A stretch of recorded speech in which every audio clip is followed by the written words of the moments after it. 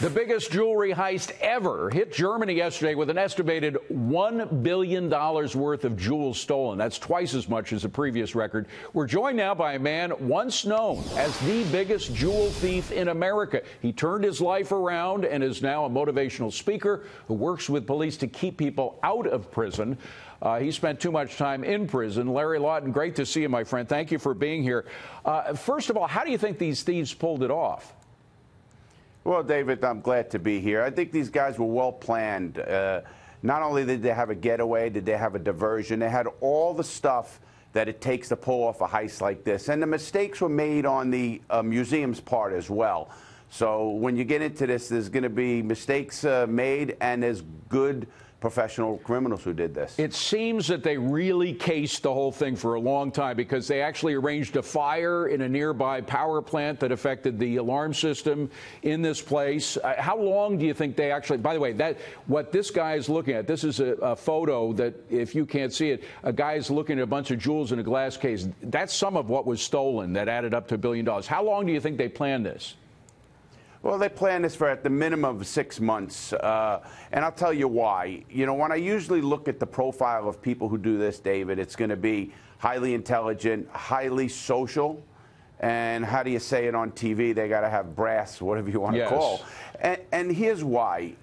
They had to case it. So when you case a store like this, you're not just going to case it by standing there, going to the place once or twice. If it's not an inside job, it might be inside job. How did they know that there wasn't bulletproof glass, unbreakable, where the glass was broken with an axe?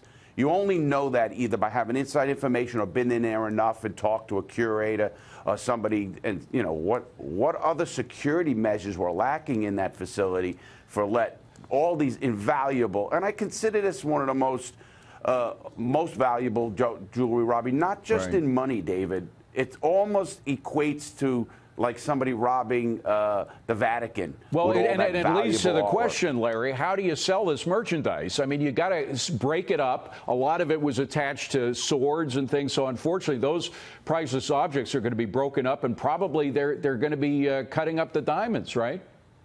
Well, either that, obviously they have to break it up. There are too many signature pieces. Or they could actually lay low with this, and in 6 months, a year, they're going to have no questions asked. This museum would offer them $50 million, $100 million just to get back these artifacts.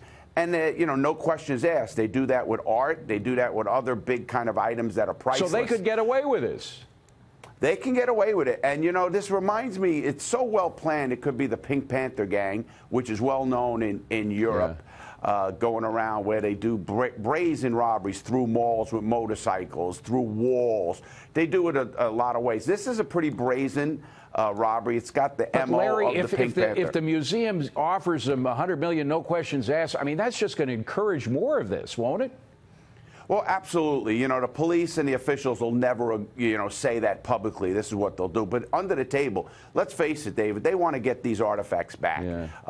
These are priceless pieces that are heirlooms and really have significant value. Besides the actual number, the number of the diamonds is easily equated. You know, this is a 5-carat diamond. This is a VVS1 and all that goes along with that. That's the easy part. What's it really worth when, let's say, King Henry VIII wore it during his, coronation or something? I got to wrap it because we run out of time, but this is fascinating stuff. Thank you so much for being with us. Larry Lawton, appreciate it.